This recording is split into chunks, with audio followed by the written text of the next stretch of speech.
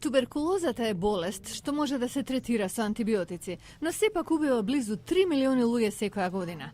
Поголемиот дел од тие смртни случаи се во субсахарска Африка, каде на болеста подлегнуваат обично луѓе инфицирани од ХИВ вирусот. Голем проблем во војната против туберкулозата е раното диагностицирање. Бактеријата што ја предизвикува е тешко брзо да се открие во слузот под микроскоп. Понекогаш се потребни недели или дури месеци бактеријата да е забележлива во културата на плунката. Во Танзанија научниците дошла до интересна солуција за диагностицирање на туберкулозата – джиновски африкански стаорци кои се ендемични за регионот. Во објект на истражувачка медицина наречен АПОПО, научниците веќе ги имали истренирано стаорците да откриваат неексплодирани нагазни мини во почвата по години по граѓански војни во соседните држави. Сега научниците ги истренирале тие животни да откриваат мирис на бактеријата на ТБ во примерок на плунка.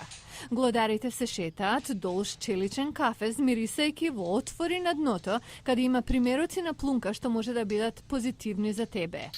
Тие се истренирани да застанат која ќе намирисаат таква, а за награда добиваат банана, нивната омилена храна. Да видат кој е поверодостоен, стаорецот или техничарот со микроскоп, направен е тест на 10.000 примероци кои веќе биле анализирани од техничар. Техничарот нашол околу 1300 случаи на туберкулоза, а стаорците тие плюс 620, што е за околу 44% подобро. Студијата ја предводел професорот на Универзитетот на Западен Мичиган Алан Полинг.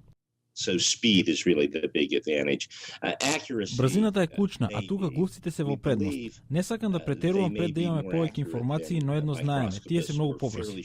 Но користењето на глувци не е лесно, зашто механизмот за нивно одржување во голем број не е едноставен. Додека се бараат попрактични начини за брзо диагностицирање на туберкулозата, работата на АПОПО продолжува. Непрофитната организација ги нуди тренираните глувци за откривање на ТБ или на нагазни мини.